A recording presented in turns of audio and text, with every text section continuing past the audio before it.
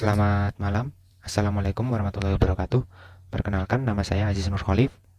Nomor induk mahasiswa 41621120016. Malam ini, pada video ini, saya akan menjelaskan tentang ISO 9001 2015. ISO 9001 2015 adalah ISO atau standar internasional organisasi yang mengatur tentang quality management. ISO standar sendiri dibagi menjadi 4, yaitu yang pertama ISO 9001, kemudian ISO 14001, kemudian ada ISO 45001 dan ISO 27001. ISO 9001 atau Quality Management System adalah ISO yang berprinsip kepada PDCA cycle. PDCA cycle sendiri yaitu yang pertama ada plan atau perencanaan, kemudian do atau kita lakukan analisa perbaikan, kemudian kita lakukan cek atau mengecek aktual kondisi, dan kita melakukan A yaitu action. Kita lakukan action terhadap analisa maupun perbaikan sehingga nanti kita bisa melakukan standarisasi dari proses tersebut. Dalam ISO 9001 ada 10 klausul. Yang pertama yaitu scope atau lingkup dari menjelaskan terkait lingkup dari ISO tersebut, kemudian normatif atau referensi dari ISO tersebut. Kemudian ada klausal yang ketiga yaitu terkait term and definition atau definisi-definisi dari scope-scope atau konten dari ISO tersebut. Yang keempat yaitu context of the organization atau konteks dari organisasi. Kemudian yang kelima ada leadership. Kemudian yang keenam ada planning. Kemudian support, operation. Yang kesembilan ada performance evaluation atau evaluasi performa. Yang kesepuluh yaitu ada improvement. Dan kita akan bahas satu persatu dari keempat klausul ini. Dari 10 klausul ini, klausul 1 sampai 3 tidak perlu kita bahas karena hanya mencakup scope dan pengertian atau konteks dari ISO 9001. Maka yang kita bahas adalah konten dari nomor klausul 4 sampai klausul 10. Untuk ISO Management System ini mengacu pada atau dasarnya yaitu PDCA, Plan Do Check Action, yang nantinya akan membuahkan hasil. Nah, Plan Do Check Action ini harus berdasarkan requirement customer. Jadi requirement customer, ada requirement dari customer, kita terapkan dalam bentuk Plan Do Check Action sehingga nantinya hasilnya itu sesuai dengan permintaan dari customer tersebut.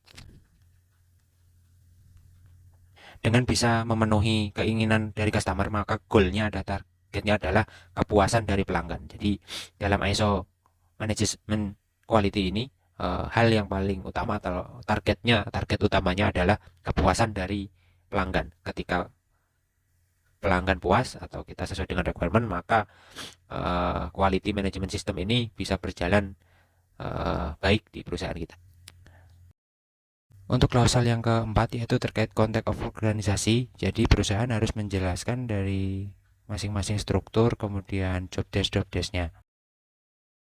Klausul kelima membahas tentang leadership. Jadi leadership ini dari struktural atau dari manajemen harus memberikan job desk ataupun arahan yang jelas ke semua membernya sehingga nanti semua karyawan itu akan menuju ke target utama yaitu kepuasan pelanggan, yaitu yang intinya prioritas pertama adalah kepuasan pelanggan. Klausul yang keenam adalah terkait dengan planning. Planning ini menyangkut dari target perusahaan, kemudian risk atau nantinya ada resiko-resiko yang akan terjadi untuk mencapai target tersebut harus diplanningkan atau kita mapping dari awal. Untuk yang klausul ketujuh yaitu terkait support, ini bisa membahas terkait manpower atau rekrutmen, kemudian kompetensi manpower, kemudian ada juga terkait awareness atau kepedulian, kemudian komunikasi, dan tentunya yaitu terkait dokumen-dokumen atau informasi dan informasi yang dibutuhkan dan harus terrecord di perusahaan tersebut. Kemudian yang ke-8 yaitu terkait operation, yang inti dari operation yaitu adalah produksi, mulai dari proses awal sampai ke proses produksi dan sampai ke delivery, semuanya itu dibahas di dalam klausul ini. Klausul yang ke-9 membahas terkait evaluasi dari performa. Evaluasi dari performa sendiri ini mencakup evaluasi masing-masing proses maupun masing-masing section, sehingga di evaluasi itu tercapai atau tidak. Kemudian juga evaluasi dari customer, penilaian dari customer terhadap perusahaan kita itu seperti apa, apakah sesuai dengan permintaan atau requirement customer atau tidak. Dan yang ke-10 yaitu terkait improvement. Dari 4 klausul atau 6 klausul sebelumnya, ini tentunya kita bisa mempunyai data-data, baik data yang sudah sesuai standar atau yang tidak, sehingga nantinya kita bisa melakukan improvement atau perbaikan. Contohnya ketika ada keluhan pelanggan atau kita tidak sesuai dengan requirement customer, maka kita harus memperbaikinya dengan improvement dan menerapkan improvement dengan PDCA cycle.